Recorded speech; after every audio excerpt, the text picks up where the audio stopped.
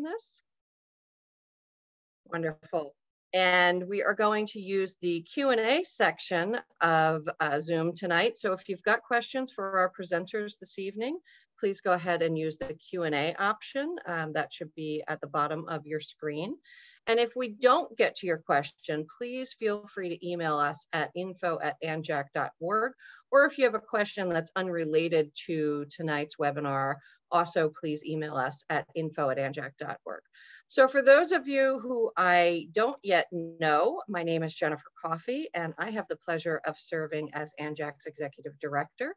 And this evening, I am joined by Elizabeth Ritter, ANJAC's Deputy Director, and Sheila Baker-Grajal, our Resource Center Manager.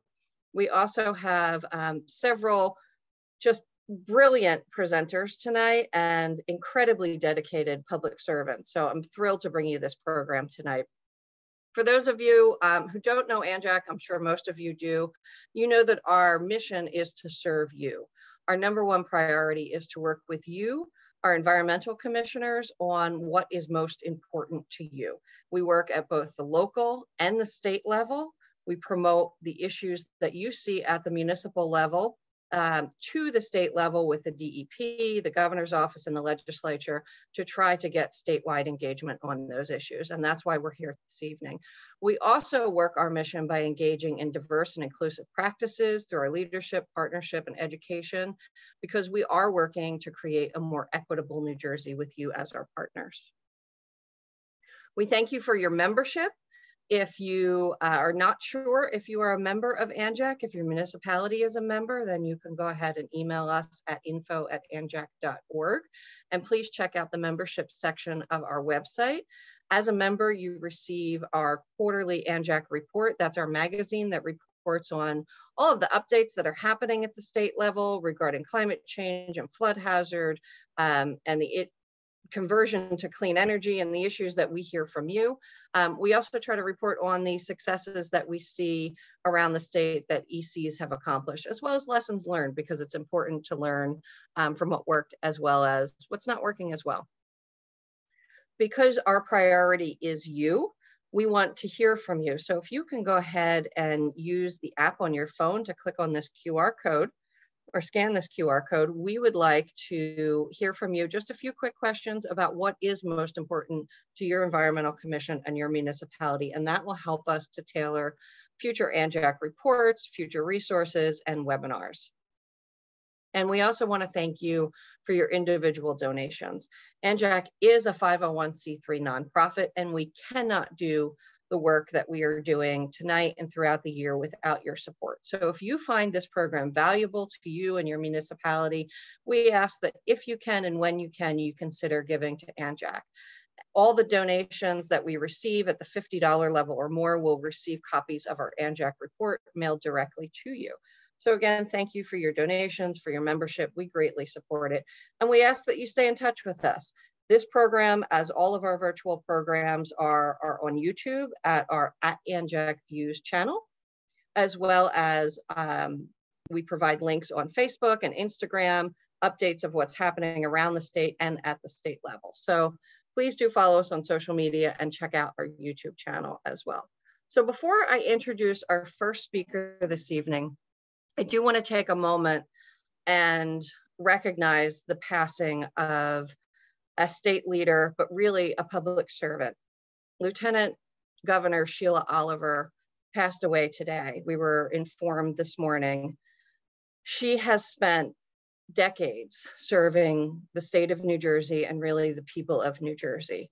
She was the first Black speaker of our assembly in New Jersey. She is our lieutenant governor, and she had a great commitment to our municipalities through her service at the Department of Community Affairs. So I would just ask that with this sudden passing and this loss for New Jersey, and most particularly loss for her family and her loved ones, that we take a moment and keep them in our thoughts and our heart and our prayers.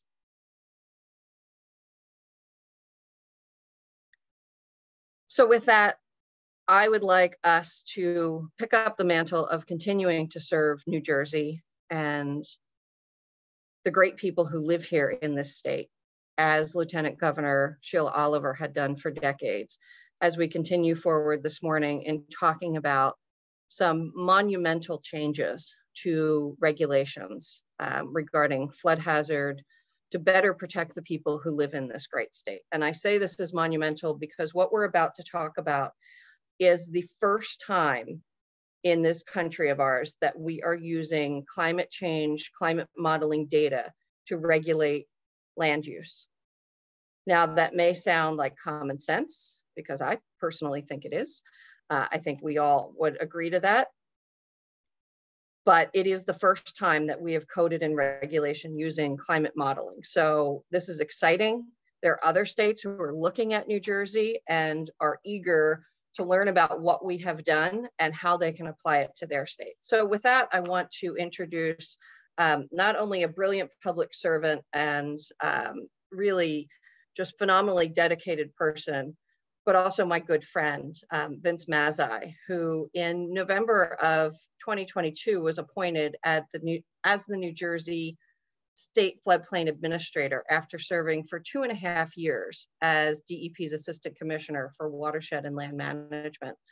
Vince started his career at DEP after graduating from Stevens Institute of Technology with a bachelor's in civil engineering in 1988. Known throughout New Jersey as an expert in flood risk analysis and mitigation, Vince is a licensed professional engineer who has served the people of New Jersey and their environment for over 35 years. He has worked to support environmentally responsible planning, design, construction of thousands of development infrastructure projects throughout New Jersey. Vince is the author of New Jersey's Flood Hazard Area Act control rules, which are the most stringent statewide flood hazard area and stream corridor protection regulations in the nation, and has a leading role in the development of NJ-PACT, which is Protecting Against Climate Threats, our transformative regulatory reform initiative. Vince was named the 2018 Government Engineer of the Year by the American Society of Civil Engineers, North Jersey branch, and the 2016 Civil Engineer of the Year by the American Society of Civil Engineers, Central New Jersey branch, and is the 2-time recipient of the State of New Jersey Teamwork and Partnership Award. So Vince, I want to turn it over to you because I know you have a lot to say. I want to thank you for all of your work on this. And just as a quick aside, I remember it has to have been 15 years ago at this point where we had dinner and there was a recent iteration of flood rules that you wrote with lots of support from the department that came out. And we were sitting there just racking our brains saying, how do we build a crystal ball to see forward? How do we incorporate climate change? Because we're not there yet. This is 15 years ago. How do we build the crystal ball to know what's going to happen? So I'm thrilled.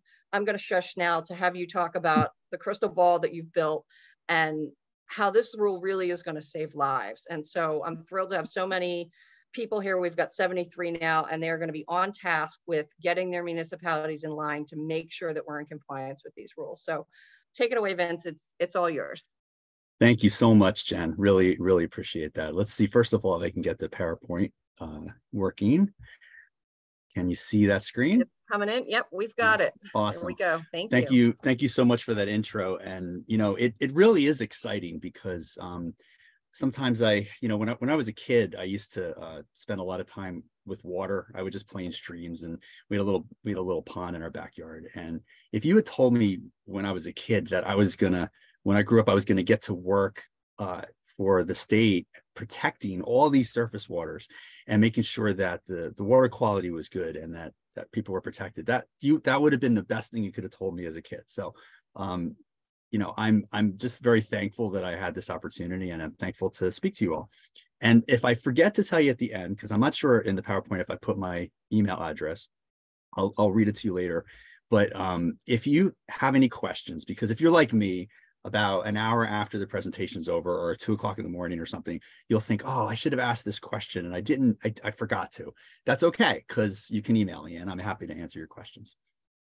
So, okay, so let's talk a little bit about why we did what we did, and how it's working and what the rules look like. And I'm going to start with good news. The good news is that we have a lot of water in New Jersey. We have a lot of We have an abundance of surface waters, and that's a fantastic resource. And this is a large reason why the area was settled by the Europeans when they came over.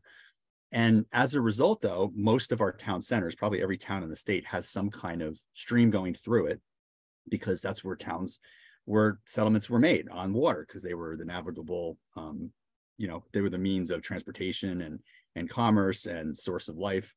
So the downside of that, though, is that means that there's a whole lot of development that has been here for a very long time that was done without taking into account the fact that there's a flood hazard. Right? There's a hazard of flooding. And how do we even know whether we have a flood hazard, right? How do you know if you're looking at your home or a business or a road that you're driving on that there's a flood risk? And here's the main problem, right? Flood risk is generally measured by what's happened in the past. We look at past rainfall events and we project into the future how often we should get extreme precipitation at a given site, or how often it would flood at a site. And that's great if there isn't climate change, but with a changing climate and with increases in precipitation and increases in intensity, we're seeing more and more of our 100-year floods and other things, which we'll talk about today, happening much more frequently than they did in the past. And so people don't really have a good means, if you're just looking at flood insurance rate maps by FEMA, as to what the flood risk is. And if you look at most flood maps, they were based on data that was collected decades ago, and it was developed for flood insurance. So it's really not an accurate predictor of today's flood risk at all. And it's certainly not a sound methodology for predicting future flood risk because of climate change, because none of the mapping that we have takes into account climate change. Now, this is essential because in order for people to be safe and for us to have ongoing commerce and transportation and everything else that we need in our lives, you have to be aware of your flood risks. And often people are in a flood zone and they don't know it. And so they buy, they rent, they occupy buildings, they develop property, and they're not really aware that they're at risk because they're outside of that line on the map. So even though mapping is a great place to start, to begin to assess those risks, flooding, as we've seen over and over again, often exceeds mapped floodplain limits. And the flood doesn't know that it's supposed to stop at that line on the map. And I've had this conversation with almost everybody in my family who lives anywhere near a stream or river, that they should get flood insurance, even though they're outside the line of the map, because the water may not stop there. Quick snapshot of New Jersey and some of the things that we've done in the past. Almost 9.3 million people, most densely populated state in the country. We estimated that about 16% of the land area in the state lies within a flood hazard area. So that means that the population in the flood hazard area is probably maybe almost twice as much. According to the 2019 State Hazard Mitigation Plan, we've got hundreds of billions of dollars at risk. We've got 3 million properties that are not covered by an insurance policy. For flooding, we've got thousands of repetitive loss properties, 73% of which are single family homes. So this means homes that are flooded or buildings that are flooded over and over again. Severe repetitive loss, critical facilities, 1,700 critical facilities and infrastructure located in that 1% flood hazard area. And you'll see that term come up a lot. 1% is what we call the 100-year storm, right? Because it's a storm that it's a flood that has a 1% probability of happening in any given year. Billions of dollars in obligations and post-disaster grants over the last 3 decades. And we have the highest foreclosure rate in the nation. So what ends up happening, and we saw this over and over again with our flood events, is that people are flooded, they might not have flood insurance, and they go bankrupt and they lose their homes. And when you put all this together, it's not surprising that as far back as 2004, FEMA said that flooding is our #1 natural hazard in New Jersey.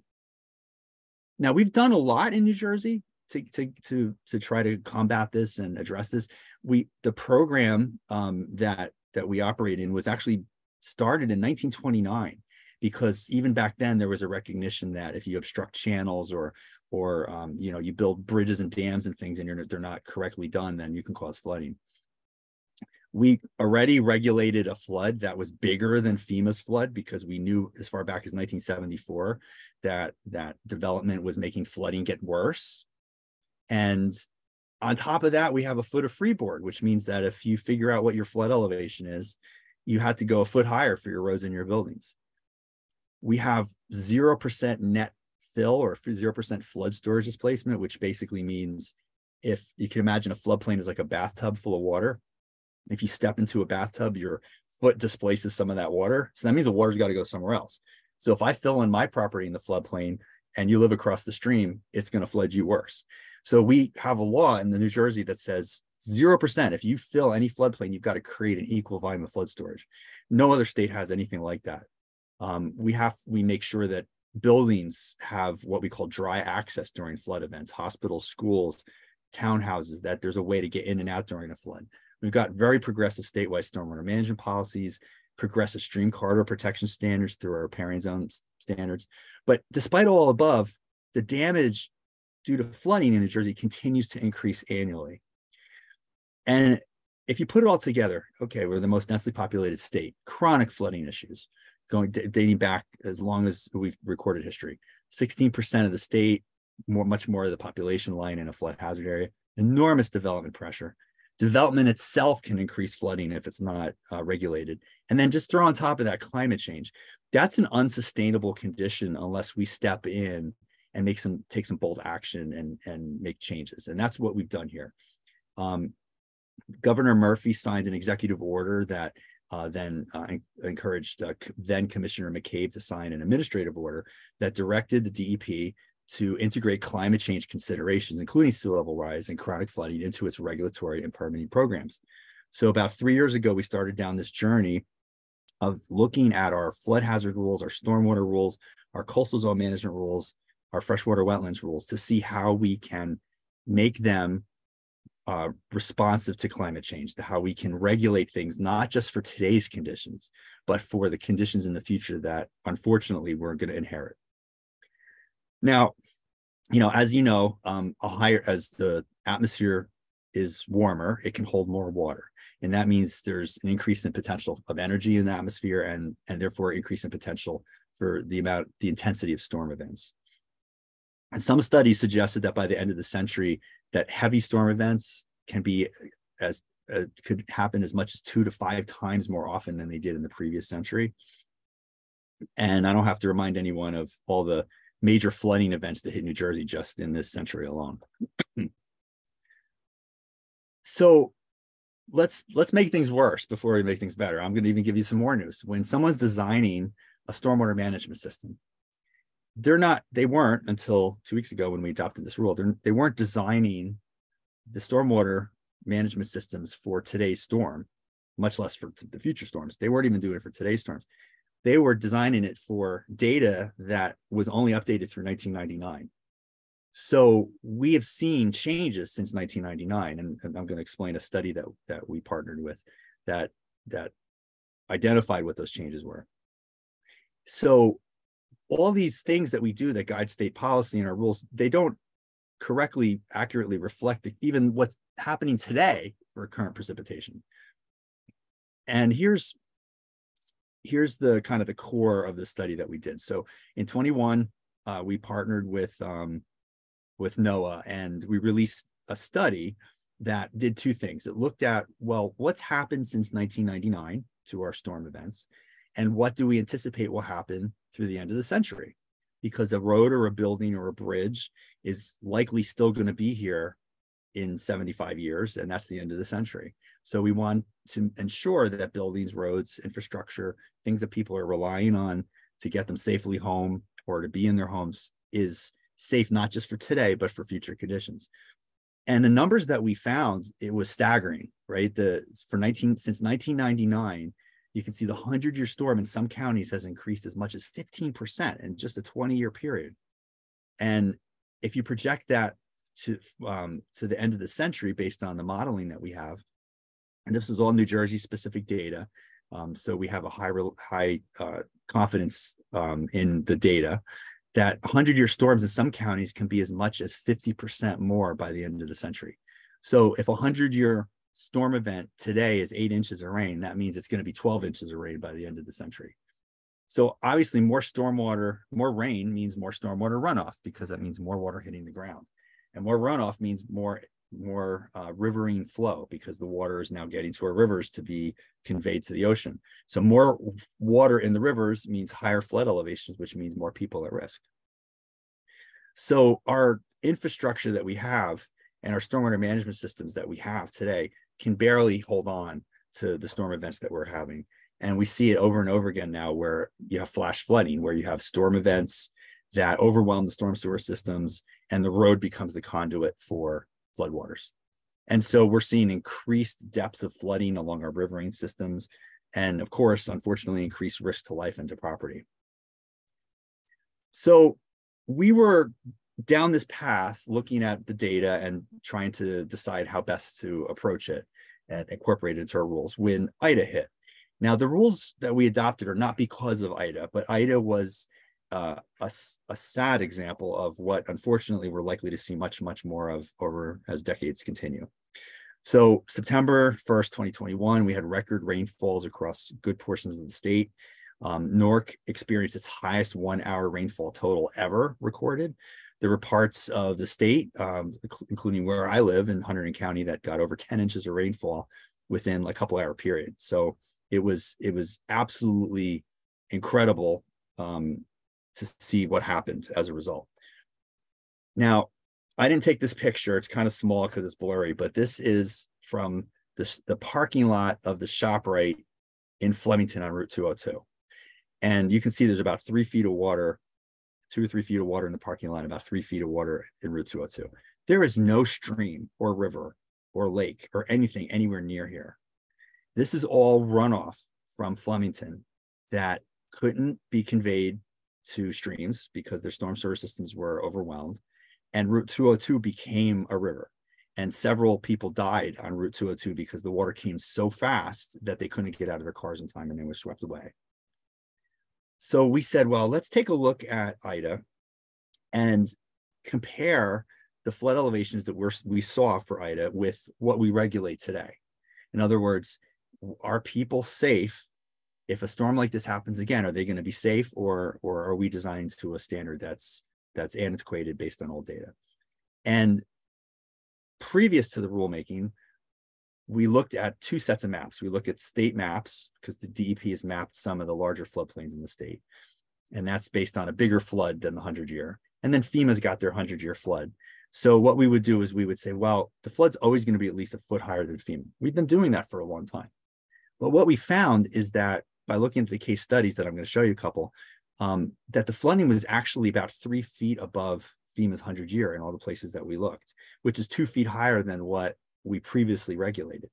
So that means that people who invested in properties and built their homes thinking that they were elevated enough were not safe. And even in my own neighborhood, we saw a tragedy occur. We saw flooding happen to an unprecedented amount. So here's a couple snapshots that kind of show you where we are. Raritan River in Bound Brook, there's a U.S. Geological Service data point there. There's a gauge that measures flow. And you can see that Ida in the top left corner there crested at the same elevation as Floyd did in 1999. Now, Floyd was a hurricane. It was a widespread.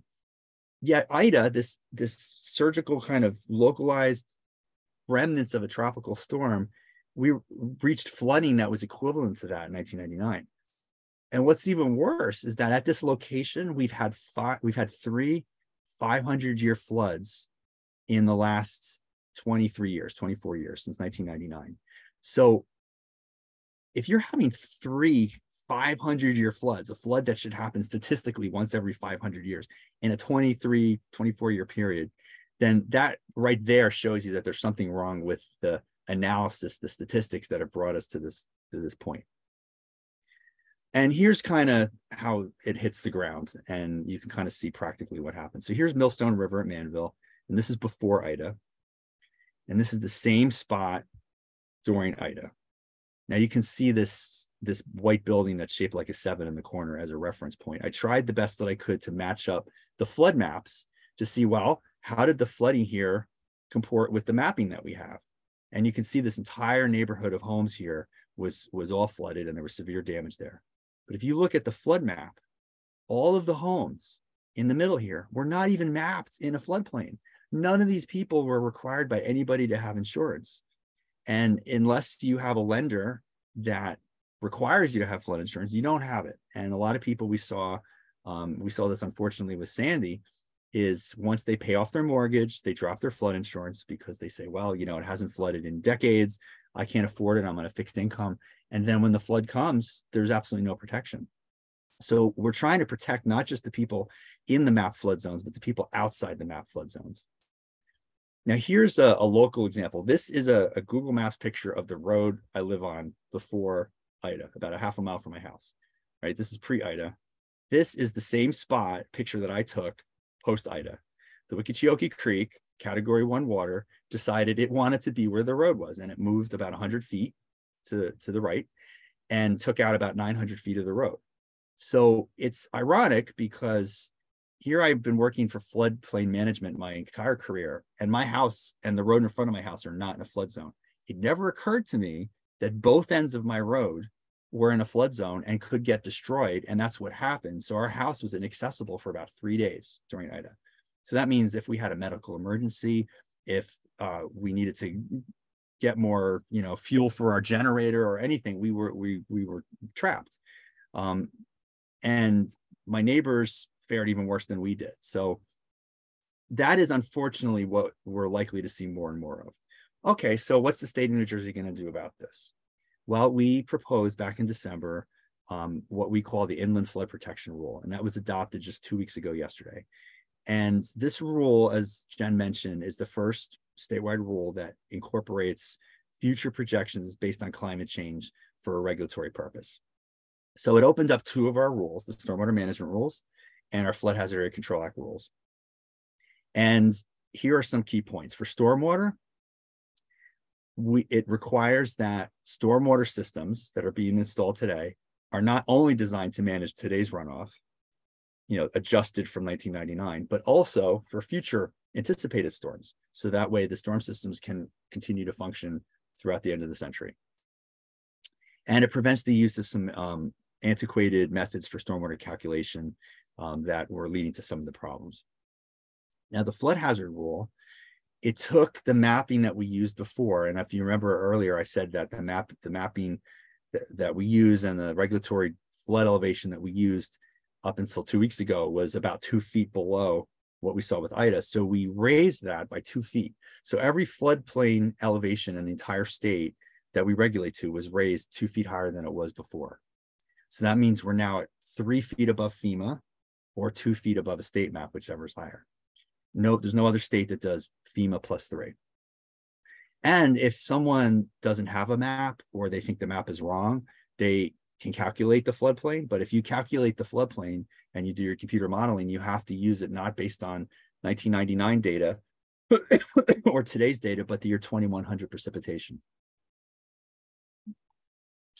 And then finally, we ensure that, and this is a big piece of it too, that anytime that we issue a permit at the state, that it meets minimum federal standards. There was some disconnect between our state programs and the federal program, and the FEMA, you know, met with us and worked with us to make sure that we were a compliant community, so that way the state can rest easy knowing that if there's a disaster that they'll have relief from the federal government and so on. So that was a big piece of this as well. So practically, what is the effect of this? Let's say you have a little neighborhood here with a stream going through it, and let's say that's the previous floodplain. It says current here, but let's say current as of 16 days ago. But then 2 weeks ago, we adopted this new elevation that was 2 feet higher. So let's say that you're that blue house. You didn't know that you were at risk, right? That red house is more at risk than they thought. And the blue house probably doesn't need flood insurance because, again, unless the lender requires it, and they're not going to require it if it's outside that line. So if someone were building this today, they'd have to make sure that the lowest floor was elevated properly. They couldn't have basements. If this was a multi-residence building, they'd have to have a means of getting in and out of the building. So it's a much higher bar that we've set. And for stormwater, you know, one of the things that we were criticized for when we were contemplating this rule, because we talked about it a lot. We wanted the public to know what we were doing. And we had a lot of webinars and seminars that talked about what the pros and cons were of what we were doing, and how it would play out. People said, well, you're making us design stormwater systems for this flood that might never happen, and it's going to take up half the site. It's going to triple the size of these basins. So my colleague Mike Sheehan, who's on the call here tonight, he did some analyses of like sort of a worst case scenario. Excuse me. So let's say you had a 2.5 acre site up in Sussex County, because that's where we're going to see the most projected increase in rainfall in the state, as much as 50% in parts of Sussex. And let's say you were taking that forested site, that perfectly forested site, and you were cutting down every tree and you're putting a warehouse on it. So we wanted to see how much of the site would have to be dedicated to manage the runoff. So under the existing in the top left corner, which was the 1999 data, you can see based on the different soil types, soil A is the most permeable and D soil is the least permeable, that between 8 and 11% of the site, give or take, would have to be dedicated towards stormwater management. And there's a lot of assumptions that went into this. But what we did was we said, well, let's just keep everything the same and just turn the dial and say, well, what would happen if we used the 2019 rainfall data? How much bigger would that stormwater management system have to be? And you can see it's only marginally larger, maybe up to 0.4% larger in some cases. And then if you turn the dial to 2100, you can see that it increases by only as much as about 2.5% more than of the site more. So, we're talking between 8 and 11% of the site before, and now we're talking between 11 to 13% of the site. And you can sometimes do things to make your if you have above ground BMPs, that they're deeper. There's a lot of factors there. So it might not even be this much. This is kind of like the worst case scenario. And if you have less intense development, then you'll see even less of an increase, right? Let's say that you have a 5-unit subdivision and you can see the existing amounts range between 4 and 5% of the site. It increases just marginally to the 2019 data. And the new future increases are only as much as about 2.1% more. So let's talk a little bit about how this applies. So if anyone's designing what we call a major development, right, which you're probably familiar with that term, it's any project has an acre disturbance or has a 1/4 acre motor vehicle surface or impervious surface, you need to meet the stormwater management rules. And that's irrespective of whether or not you need a DEP permit or you're just going to your municipality. DEP only sees about 1/4 of the major developments in the state associated with the permits that we issue. The other 3/4 are administered locally. And the first question that we get asked is, well, how do I know this rule applies to me? So there are a couple off ramps for it.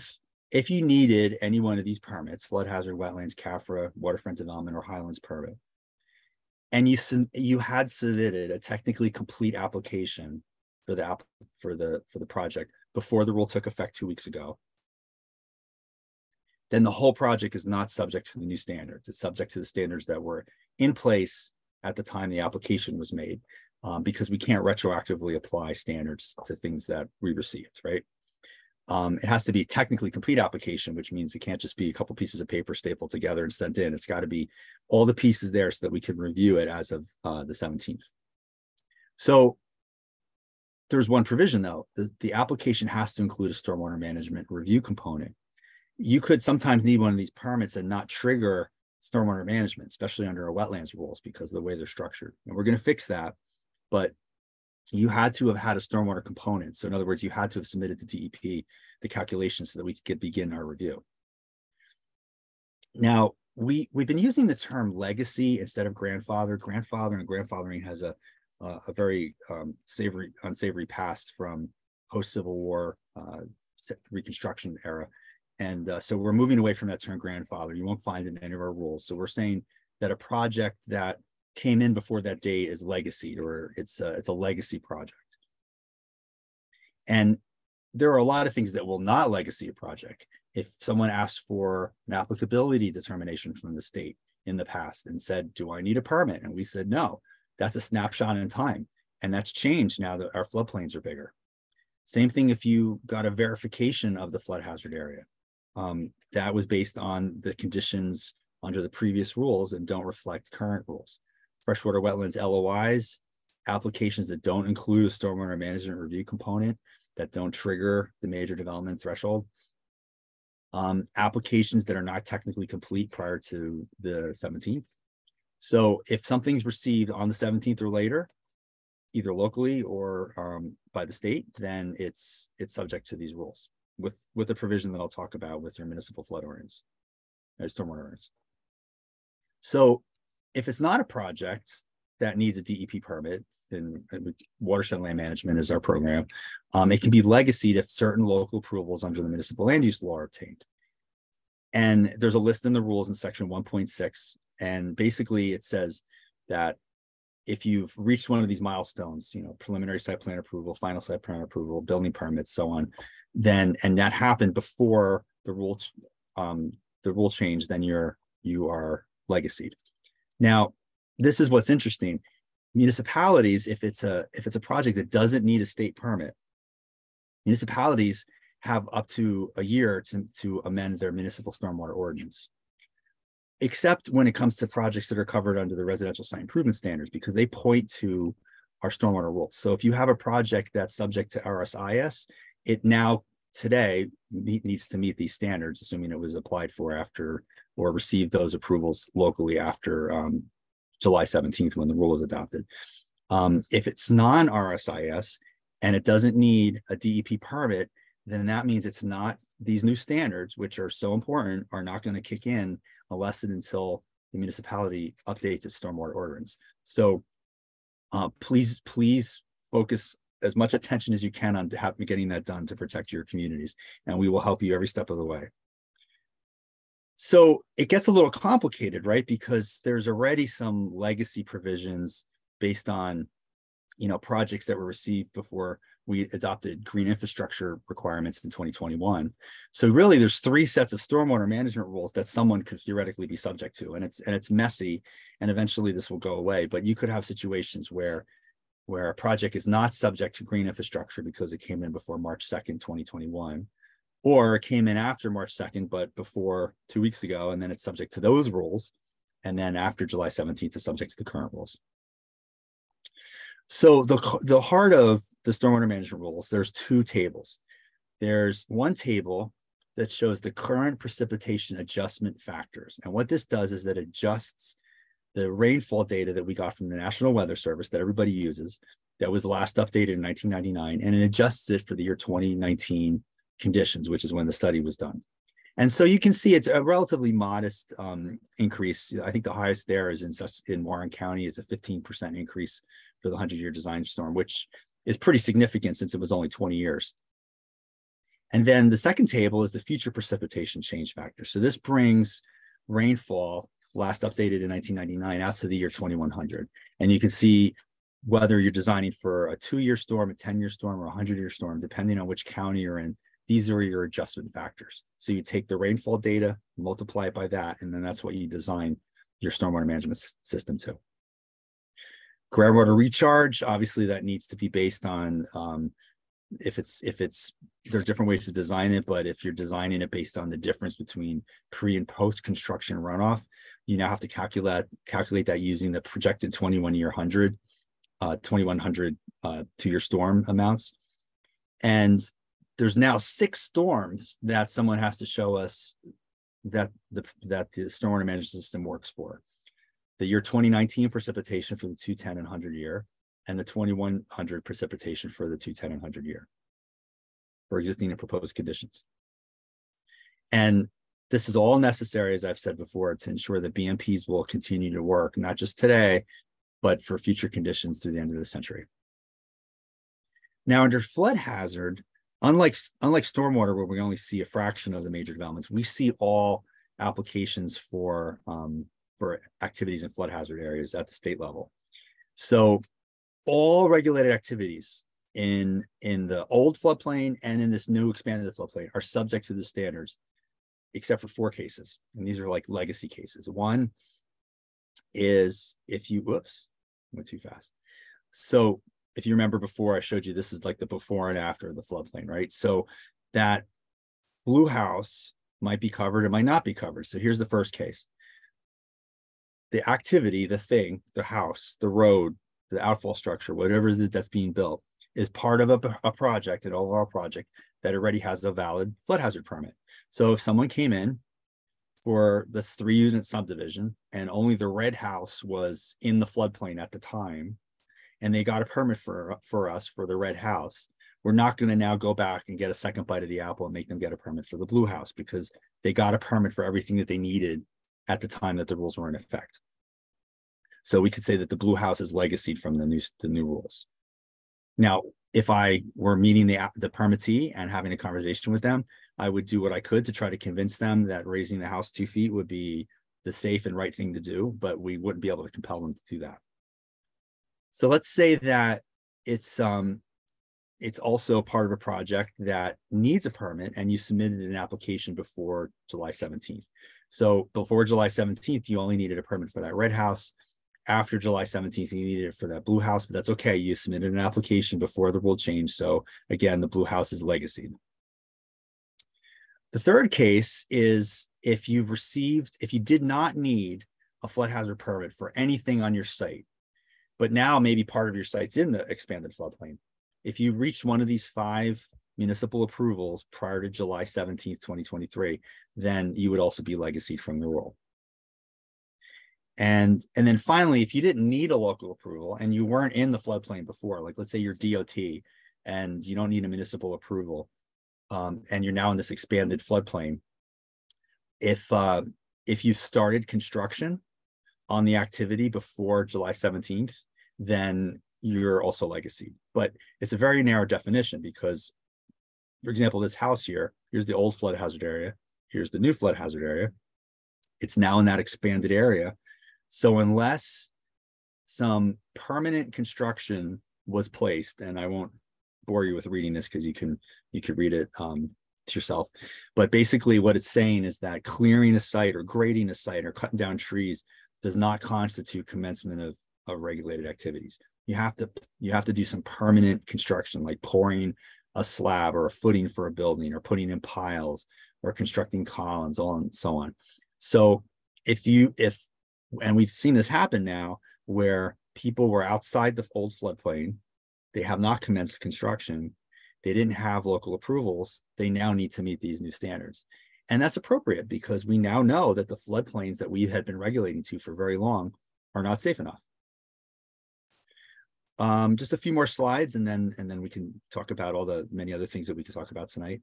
There's 6 methods in the flood hazard rules to determine what your flood elevation is based on the mapping sources.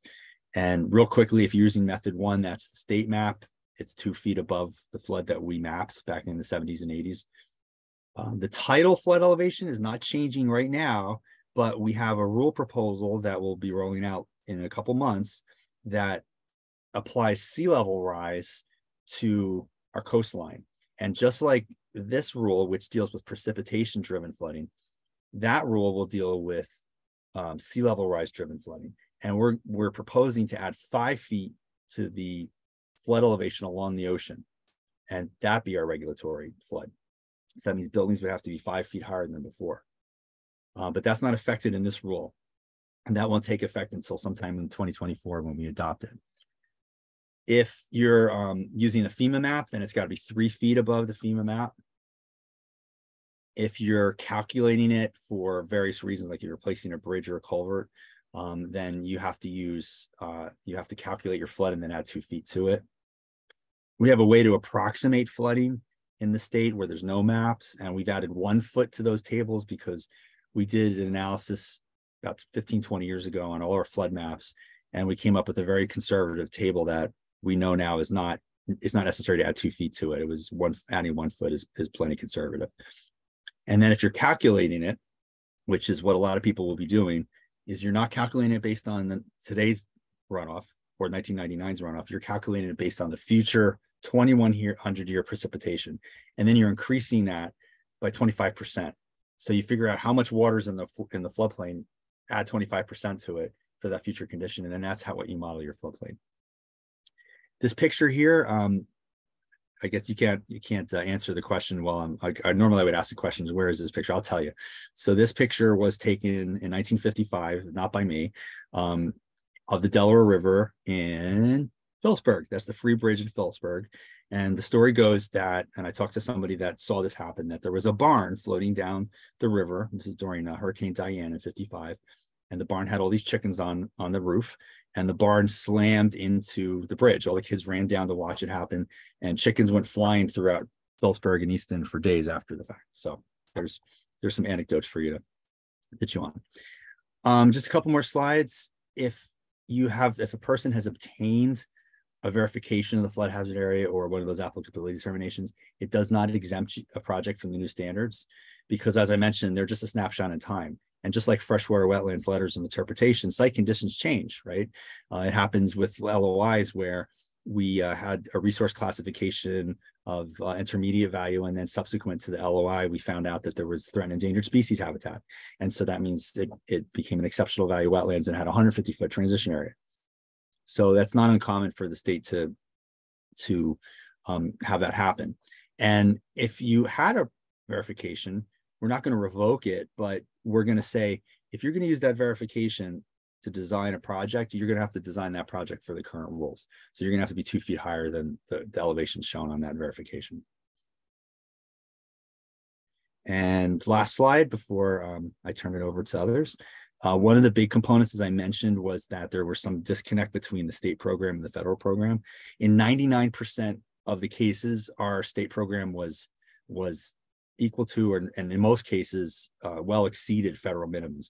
But there were some cases where we would issue hardship exceptions or variances where it would not be completely NFIP compliant. And that put the local governments at a disadvantage, right? Because your local floodplain ordinance might say XYZ, and here the developer has this permit from the state of New Jersey saying, here's your flood hazard permit, it meets our state rules. Well, it meets the state rules, it must meet my local floodplain ordinance, but that's not true in every case. So we closed that loop with FEMA. And then, well, if there's any questions, Jen, I don't know if you want to do questions now, or if you want to wait till after. Thanks, Vince. That was great. What we're going to do is we're going to move on to our next presentation, and then we'll come back and do Q&A. For those of you who are in the audience, we're now up to 82 people. If you hang with us, we're going to have a slightly longer program this evening. So we're going to go until 8:30. We usually try to wrap up our programs in an hour, but because there's so much content tonight, we are going to go a full hour and a half. This session is being recorded. We will send it out to everyone. It will also be on YouTube. So you will have the information to go back and look at again. And we're going to do this whole show again at our Environmental Congress on October 13th. So if you go ahead and register for that, we'll be opening up registration soon. You can see this in person and have conversations with DEP staff. So we know this is a lot, and we're going to bring you as much information as many times as we can until you all have your answers. And so with that, Vince, thank you. That was really great. I appreciate it. I want to make sure that we move on to Kunal and speak about the National Flood Insurance Program. And we're putting these programs together tonight because it's important to recognize that what we're talking about in the flood hazard rules and the stormwater rules is future development. New Jersey is one of the 13 original colonies. We have an awful lot of old development, and we've got a lot of old development in our waterways. So there are a lot of buildings, a lot of homes that are at risk now and will be in the future. So it's important to talk about the National Flood Insurance Program as well in terms of those entities and those people who are at risk for flooding. So thank you so much, Kunal, for being with us tonight. Dr. Kunal Patel has 19 years of work experience with DEP. He has worked in programs for watershed management, stormwater management, dam safety, and flood engineering. He serves as the New Jersey State National Flood Insurance Program Coordinator. So we couldn't get anybody better to talk about this tonight. And he oversees several flood risk reduction projects in partnership with U.S. Army Corps of Engineers and floodplain mapping activities in partnership with FEMA. He also manages the Rebuild by Design Hudson and Meadowlands projects. He received his doctoral degree from the Department of Civil and Environmental Engineering at Rutgers University and has worked as an adjunct professor at Rowan University and TCNJ. He is a professional engineer licensed in New Jersey and New York and a certified floodplain manager. So thank you, Kunal, for joining us this evening. We really appreciate your time and your expertise. And so I will surrender it to you. You should be able to share your screen. If you can't, let me know and we'll fix the tech on that. All right, sounds good. Yeah. Thanks, Jennifer. And thanks, Vince.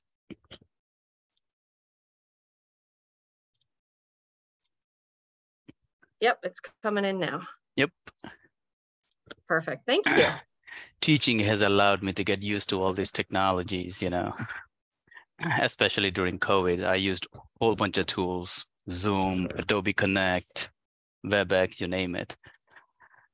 Thanks everyone for joining tonight. I know it's late, but that's how we environmental commissioners work. I served on Edison Township for one term as an environmental commissioner, and I appreciate everybody's time and support for state of New Jersey's municipalities.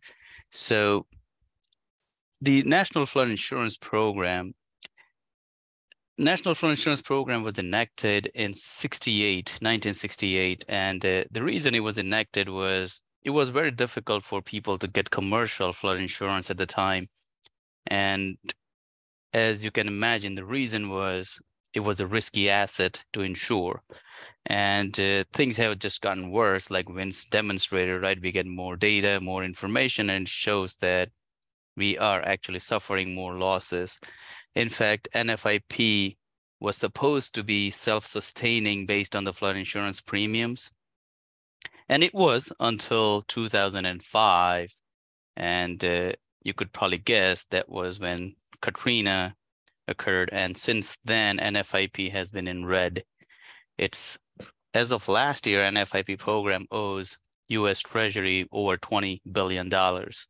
So basically it's subsidizing the premiums, the amount of premiums that it collects from businesses and homeowners. It's not sufficient to cover the payouts because of all the damages, Maria, Irma, Harvey, Ida, Sandy, right? You name it, there's so many storms throughout the nation.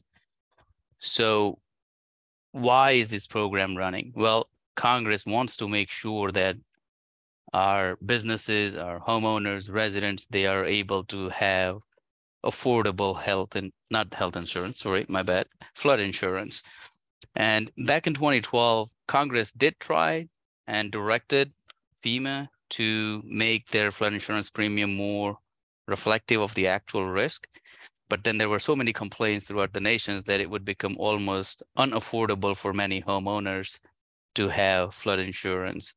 So then in 2014, they reformed it, and now we are on a glide path where we slowly increase the flood insurance premiums to get to the actuarial rates. So that's the background on the NFIP and the flood insurance side of things. Now, like Vince said, right, flooding is our #1 natural hazard in New Jersey.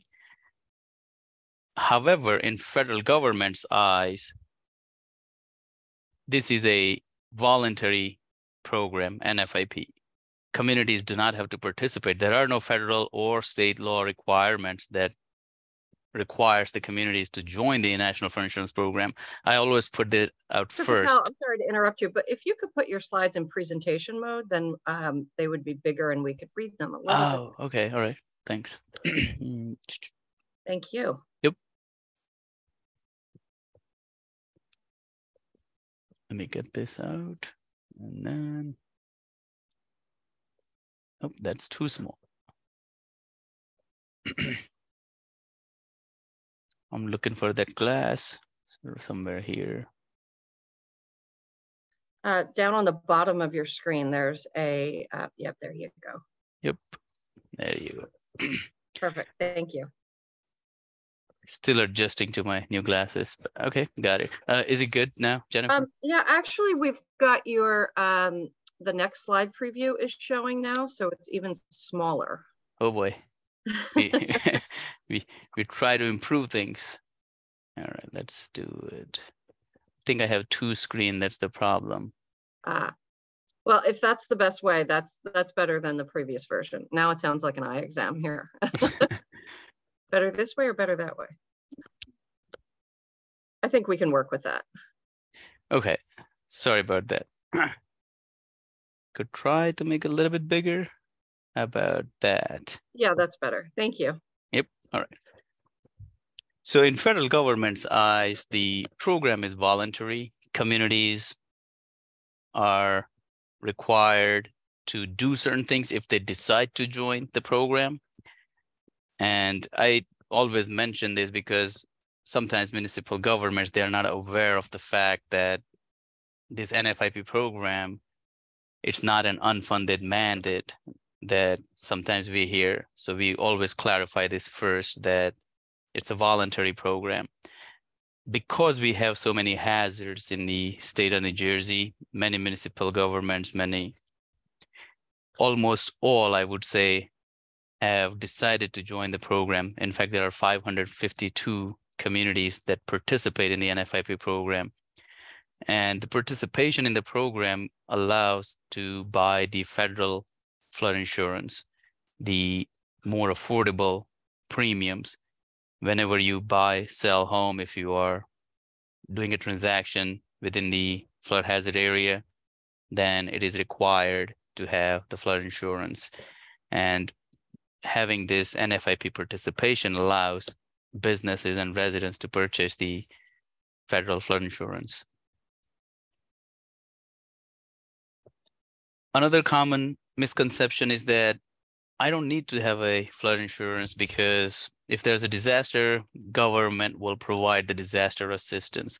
Well, that's not true because, first of all, to get any federal relief, president has to declare that as a major disaster. If the declaration doesn't come through, then there is no federal assistance that will be afforded. Second thing, even in the case where there's a disaster declaration, the most common form of assistance is a loan, which we have to pay back. So disaster assistance is not the best alternative to your flood insurance.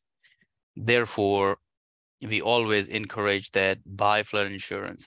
Many homeowners are not aware that their flood insurance, the homeowner insurance will not pay for flood losses. So they have to have a separate flood insurance coverage. And like Vince explained in a good detail, like how if you are right next to the 100-year floodplain, if you're outside, doesn't necessarily mean that line's not going to move, the flood's going to stop at that line, right?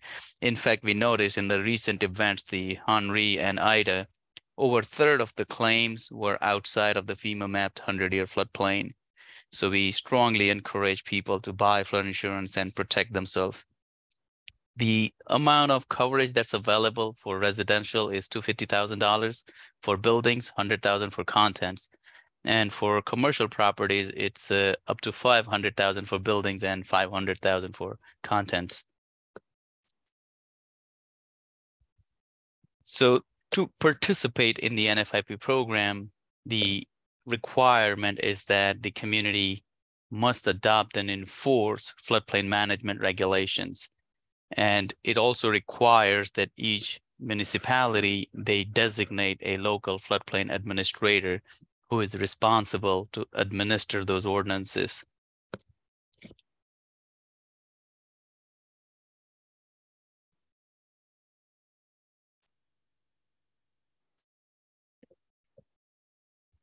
So these model ordinances, FEMA, after Hurricane Sandy, evaluated state of New Jersey's NFIP program in details and identified that there were several gaps that we need to fill in. And we came up with the ordinances, the model ordinances that covers many different jurisdictions that regulate floodplain management. NFIP is one. State of New Jersey through DEP flood hazard area rules regulates it. Building codes through UCC regulates the construction in that. ASCE 724. So there are a variety of requirements for construction and activities within the floodplain. What we have done is with FEMA, we worked out the model ordinances that satisfies the requirements of all these jurisdictions. And we have been sending out the letters to municipalities for the last 2 to 3 years now to have them update their ordinances for flood damage prevention. As of now, about half the municipalities in the state should have received a letter from DEP to update their ordinances for flood damage prevention. And there's still about half the municipalities we will reach out over the next few years to update those ordinances. So what changed? Before this final audit and the model ordinances, there used to be 6 different models in state of New Jersey. We simplified it to just 2 models, coastal and riverine. If you got any coastal flood hazard in the municipality, you adopt the coastal model. If not, then you do the riverine model. We simplified to just 2 instead of 6 that was there in the past. What changed? Some of the things that we identified and incorporated in the newer model ordinances is the penalties for violation of municipal ordinances, how to establish the flood elevations, certain types of structures, manufactured homes, RVs, some guidance was lacking, so we incorporated those requirements in there too. We also clarified that the floodplain administrators now can issue the notices or stop work order. They can require person to remedy the violation, give them a 30-day period to respond, and penalties are added in the ordinances.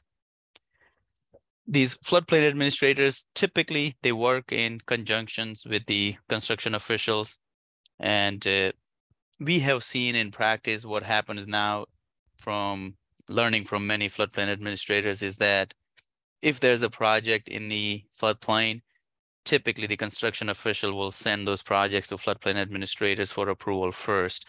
And until floodplain administrators give their approval, the clock will not start for the construction officials or zoning officials, because we realize there are some municipalities that they have a clock. They got to issue the permit within certain days. So this is the work flow that we have seen many municipalities adopt.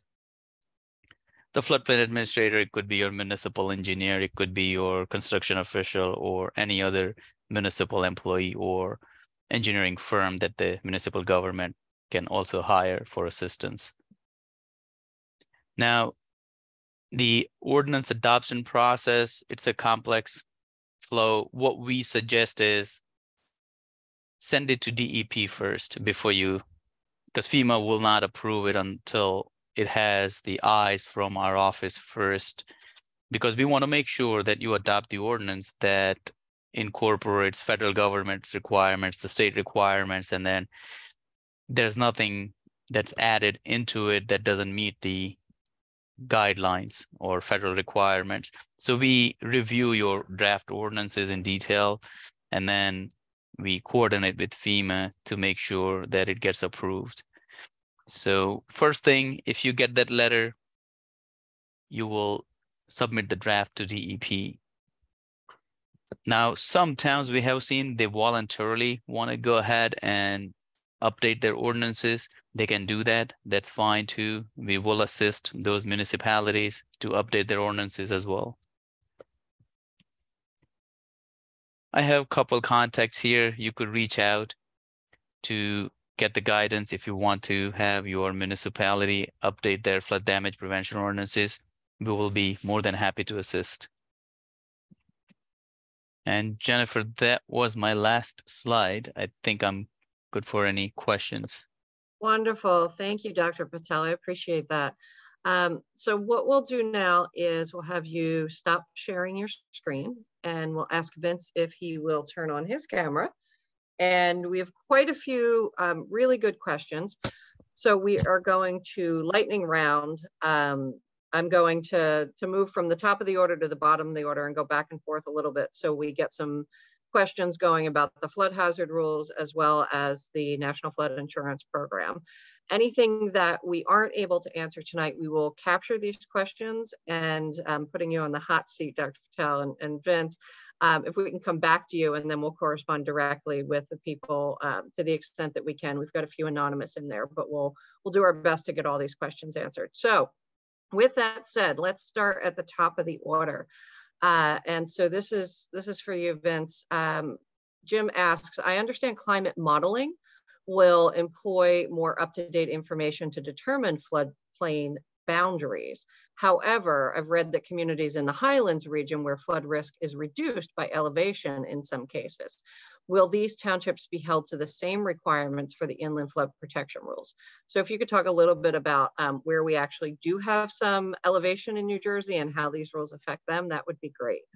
Absolutely. And that's a great question because, no two storms are created equal, and there's no two communities that are equal, right? There's all so many different variables that go into the topography and the soil types and the geology of an area.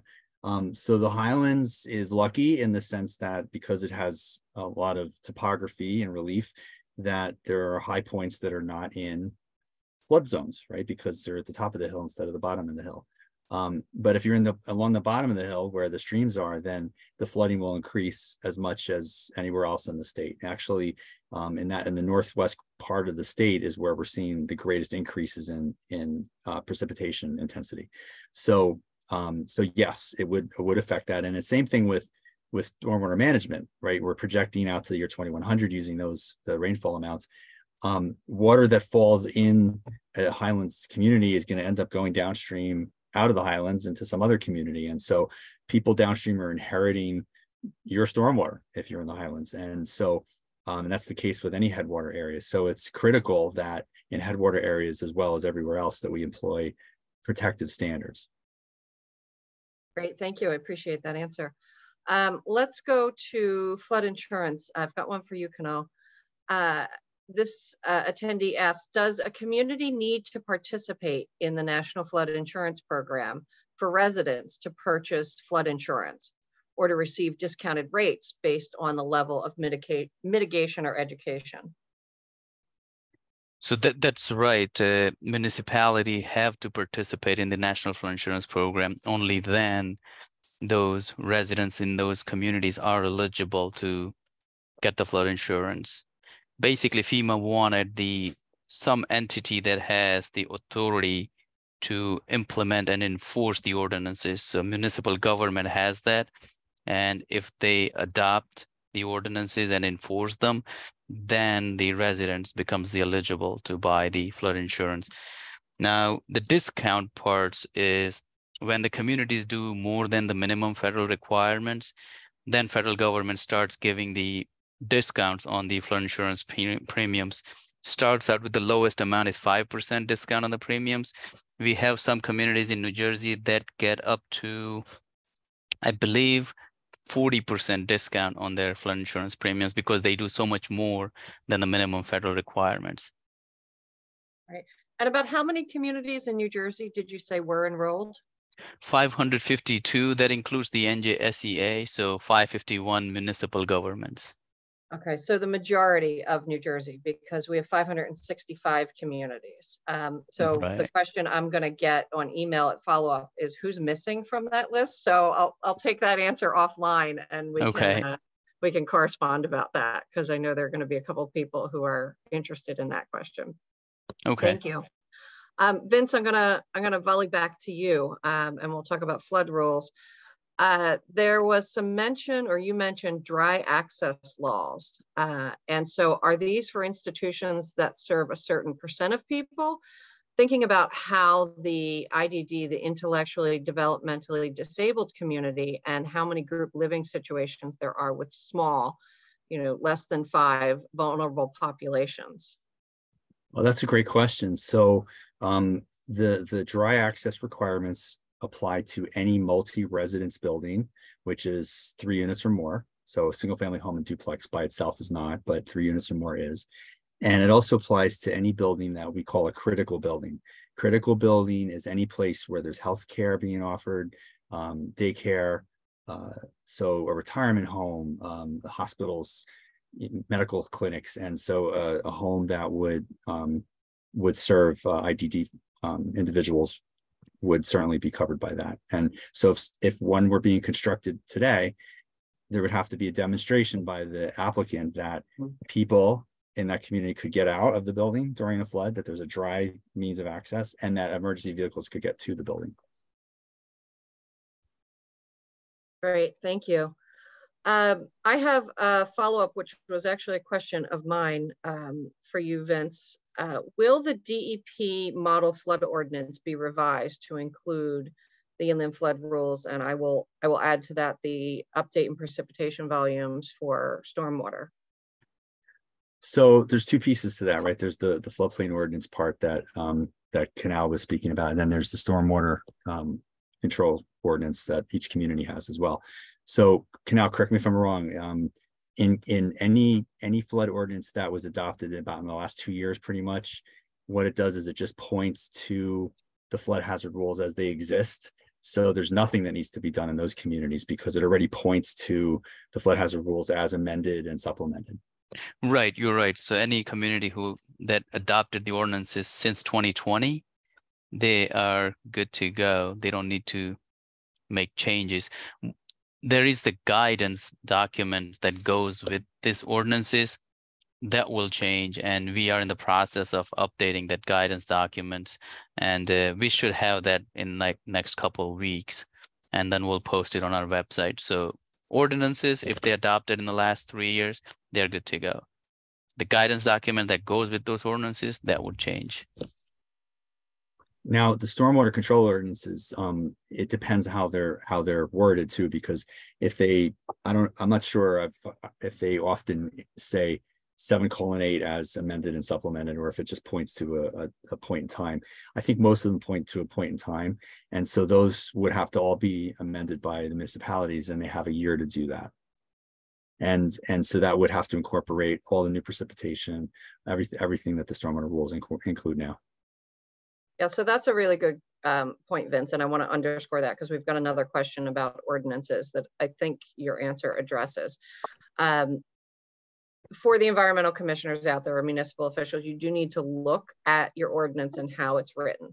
So if it has a reference to 7:8, 7:13, those are the statutory references for stormwater and for flood hazard. And so if it has that reference, then the ordinance gets automatically updated.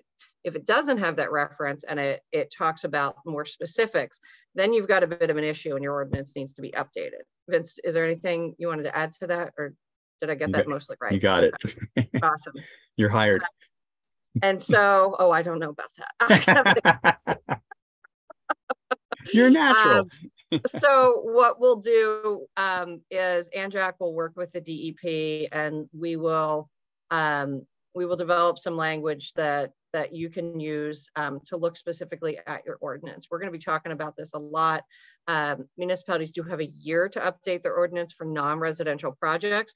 Of course, I would love to encourage environmental commissioners to nudge their municipal officials to adopt this as soon as legally possible to get this adopted, because that's going to provide you the best protections. Okay, we've got some questions for the engineers in the audience because we've got a few of those here. So Elizabeth asks, and I think this is for you again, Vince, what calculation formulas may be used if the rational and modified rational methods cannot be used? So I know we're speaking a little bit of Greek to those of us who are not engineers. So we're talking about calculating volumes right now, right? Absolutely. So if you think about the different methodologies out there, for computing runoff from a site, generally we use the NRCS method. TR55 used to be called, and that includes all the different factors that are appropriate for estimating runoff. If you're just designing pipe capacity, then that's fine. Like if you're trying to figure out how much water a 36-inch PVC pipe CMP or whatever pipe would be able to carry, then you can obviously use the rational method for that. But if you're computing runoff from a site, then it would generally be the NRCS method. Great, thank you. And Elizabeth follows up with another question asking, and I don't know the answer to this, what are you doing about the PA1 exception? So we're talking about planning area 1. So that brings into context or into the conversation the state plan. So there's so what I think you're speaking about is that if you're in an urban redevelopment area, which includes developed portions of planning area 1, then you're not subject currently to the groundwater recharge requirements. And so there's been some discussion, and we stakeholdered this to say, well, shouldn't everybody be treated the same in the state? I support that. We'll see what the final rule comes out in a couple months, what that includes. But we did stakeholder that, and I think it is appropriate. Now, obviously, if you have soils that you can't infiltrate in, like a D soil, or if it's contaminated, sometimes in planning area 1, you've got development on top of a landfill that's been capped. Like, obviously, we're not going to seek to have recharge in a place like that. Great, thank you. I'm going to ask a question that brings into conversation something that we didn't talk about tonight, but we have talked about previously, and we're going to keep talking about. That's the MS4 permit, so the Municipal Separate Storm Sewer Permit. Lots of things to talk about with stormwater and flooding, and I know this gets really complicated, but Dennis asks, should stormwater system outfalls to streams have mandatory municipal inspection to prevent blockages? And so there are some inspection requirements coming with the implementation of the MS4 permit. But that, I think, has to focus more on the actual systems. I'm not sure about the outfalls, or if you've got that answer, Vince. Well, the outfalls, are being that they're part of the system, would be subject to the same standards as the rest of the system. I'm not sure whether a municipality is going to be required to inspect private discharges. I think that might be what's implied in the question. I think it's mostly going to be here's the stormwater management systems that are under the control of the municipality, and so there's a responsibility there to make sure they're in good working order. Thank you. Here's a question for both of you. Will the Inland Flood Hazard Protection Rule changes impact the National Flood Insurance Program or other flood insurance rates and risk factors? Dr. Patel. Absolutely. The FEMA is under the process of modifying how they calculate the flood insurance premium. If you want to Google it, it's called a risk rating 2.0. Basically, FEMA used the same method for over 50 years, and Congress realized it's not a workable solution. So FEMA has adopted a new method now that does not necessarily put much weight on the zone, like whether you are in the flood zone or not. That has a less weight compared to the actual elevation of your home compared to the water elevation. So FEMA has changed their methodology, and the Inland Flood Protection Rule will get you 3 feet above the base flood elevation. That would substantially reduce your flood insurance premiums. Big decrease in the flood insurance premiums with the new rules. And since the risk rating, whether it's today or in the future, is based on the current mapping, right, canal, then whether this, even though the state's added 3 feet to it, that doesn't change like who needs flood insurance, right? Because they're still going to be using the flood insurance rate maps to figure out like who needs insurance and what the rate is. Absolutely correct. So right, you're absolutely right, Wayne. So the new rules expanded the floodplain zones, but flood insurance requirements are not mandated by federal government. Federal government only looks at FEMA maps. So we, as the state of New Jersey, became proactive and expanded the flood zones, but in federal government's eye, they are still only going to require flood insurance in those 100-year floodplain boundaries. If somebody wants the mortgage, if they have completely paid off, then there's no one mandating it. I mean, not a good idea not to have it, but. Great, thank you. Kathleen asks, how will and can the DEP help a municipality amend their stormwater ordinance? I think we talked a little bit about that. I mean, ANJAC would love to work with DEP to get out the model language. We've already talked a little bit about developing a chart, because we've talked about inland flood protection. We've talked about MS4 a little bit by reference tonight. We've talked about the National Flood Insurance Program. So there's lots of things. So a little bit of a flow chart and some model language. We would like to work with you to get that out. And I see nodding heads and nobody's exploding. So I would say that's how we're gonna work on that. If you've got anything to add to that, Vince, or no, that's exactly what I would say. Yeah. I know we're coming up quickly on time here, but I do want to ask at least 2 final questions. Maybe we'll sneak in 3, but we've talked about lots of help, lots of assistance, because that's what we want. We want compliance, right? Rules, regulations, laws are only as good as they are enacted. And so let's ask the big heavy question: what happens to communities that do not comply with the new requirements?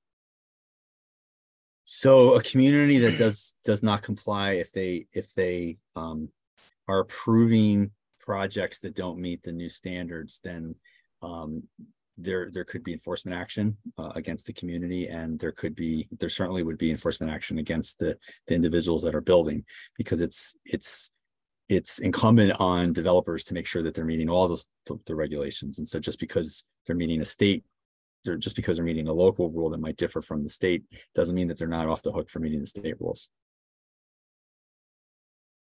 Great, thank you. Let's ask, Faith wants to know, are there any rules or benefits to large riparian buffers? So stream corridors, riparian buffers means the same thing in these rules. And the idea is to keep new homes out of floodplains versus just raising them up. Right. So, it's an interesting and difficult balance, right? So we do have our riparian zones, which are 50, 150, and 300 feet from the top of bank, depending on the resource classification of the water. And they're not no build zones, but they're very much limited in what you can do. And it's interesting because every time that I start writing a rule that looks like it might result in a regulatory takings, then our attorneys remind me that we can't have that. And so there's got to be some kind of reasonable use under our statutes. So if someone wanted to build a multi-residence building, let's say, and it didn't have dry access, we could say no to that building, but we couldn't prevent them from maybe building a single family home. And that's one of the reasons why we don't have the standards, the same standards for that, because there's got to be some kind of use that we are permitting on the site. Now, I love riparian zones and want them to be bigger. And I think that, riparian zones in conjunction with flood hazard areas, it preserves the flood carrying capacity of streams and rivers. It preserves vegetation in that area, so it improves water quality, provides habitat. So there's nothing in the state rules that say that a community can't adopt bigger riparian zones than the state has. So even if we have a 300-foot along a Category 1 water, there's nothing that says that the community couldn't adopt a more protective standard. All right, thanks, Vince. I'm going to do 2 more quick questions, and then we're going to call it a night. This is from Amy, and I believe this is for Kunal. Can someone voluntarily obtain federal flood insurance if they're in the NJDEP regulated flood hazard area, but outside of the FEMA floodplain? That's a very good question. And we have heard so many times that homeowners, they've been told by people that they can't buy flood insurance because they are not in the FEMA flood zones. That is the incorrect statement.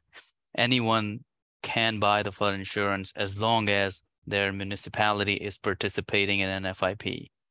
And in fact, we encourage them to buy the flood insurance, because if you're outside the FEMA flood zones, chances are the premiums are going to be a lot lower, in the order of a few hundreds instead of a few $1,000s. Great, thank you. That's a good answer. And so the final question, and I'm going to weigh in on this as well with you, that we're going to take tonight, and we'll do our best to get back to the other questions. We'll capture those and correspond with you offline. But this final question this evening is from Kate. The presentation so far seems to focus on new builds.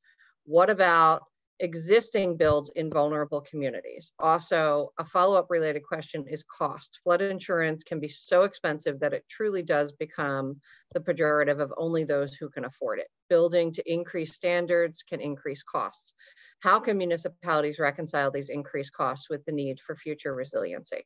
I want to say yes, amen, 100%, you are right. These are huge problems, and we are talking about building for the future with these regulations. One of the things that we fully recognize in putting these rules forward, putting this presentation forward, is that New Jersey is an old state. We have a lot of old development, and we have a lot of people who are in vulnerable situations, many of whom are in low income, English as second language speaking Black and brown communities who cannot afford to necessarily move out and don't want to necessarily move out because these are their homes. They've been there for generations. So there are other tools that ANJAC and other nonprofits and the state of New Jersey are encouraging and supporting municipalities with grant money, one-on-one assistance, resource materials. Top of mind are stormwater utilities.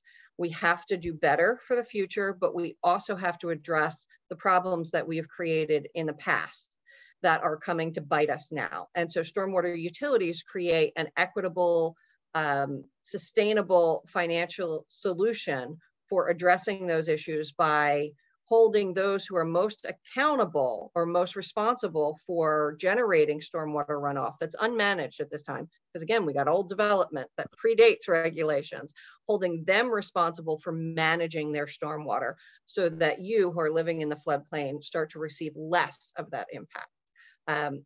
Absolutely, this is a complicated problem, and what we're talking about tonight is just one part of the solution. Vince, Kunal, if you want to add anything to that. No, absolutely, you covered, Jennifer. The flood insurance, definitely, it has been bought by many communities in the DC, and FEMA has considered several options, like, buy flood insurance and consider the premiums based on the economics of the person buying the flood insurance. Other option that was floated was the municipality buys the flood insurance for the whole municipality instead of individual person. But these are all in considerations, but nothing has materialized. These are suggestions from some of the national associations on, but you are absolutely right. The risks are increasing, premiums are increasing. Like I said, it's in debt for the last since 2005. So it's a legit concern. Yeah, and absolutely. And one thing that I can add to that too, it's interesting. After Sandy, after Superstorm Sandy, we adopted advisory flood mapping along the coast that bumped up the flood elevation because of all the people that were rebuilding. We wanted to make sure they rebuilt to the best available data. And one of the criticisms that we got immediately was, well, it's going to cost a lot more for people to rebuild higher. And what we found is that if you were going to elevate a house anyway, then elevating it a little more costs almost nothing. And if you were building it new, depending on the type of foundation, the cost increase for every foot you go would be about 0.5% or 1% for the cost of the building. But the higher you go, the less your flood insurance rate was. So every single time that we analyzed it, within 4 to 6 years, the added cost upfront of building higher was recouped in just reductions in flood insurance for that structure. And then the entire lifetime of that structure has lower flood insurance and is safer. So we couldn't find any downside to making people build higher, except that there were upfront costs that developers might have to foot and then pass along to their to the folks that use the buildings. But again, the folks that use the buildings are going to get flood insurance if they're in a special flood hazard area, and they'll save money. Wonderful. Thank you. I want to thank everybody who stayed with us through our little bit of a longer program tonight. We know this is complicated. There are lots of tools out there and tools that have not yet been implemented coming in the MS4 permit compliance for January, these brand new inland flood hazard rules and updated precipitation volumes for stormwater that were just adopted 2 weeks and a day ago, the new National Flood Insurance Program. We just talked about stormwater utilities. No one has yet to adopt them, but there are a couple of municipalities that are getting really close. There's no one silver bullet here, but there are lots of tools that we can implement to start to eke along to improve our flooding conditions here in New Jersey. We're going to be with you, you know, for as long as this takes to help remedy these issues that we have created from climate change and from our patterns of development. I can't thank enough Vince and Kunal and Michael for being here tonight, for sharing your expertise with us. Thank you, thank you, thank you. We look forward to doing this again at our Environmental Congress on October 13th. And thank you, Liz and Sheila, for helping to coordinate this program tonight. I wish you all a very good evening. We have a super moon tonight, so go outside and check it out. It's the closest that Earth is ever to the moon, so that's a little bit of a natural, not quite history, but whatever you want to call that. So go check it out. Check out the moon, and we'll all see you again very soon. And I know you're going to flood us with lots of questions. Please do, because we're here to make sure these rules get implemented in ways that save lives and protect our environment. So have a good evening. Take care. Thank you, everyone. Thank you, everyone. Thank you. Thank you. Take care. Bye-bye.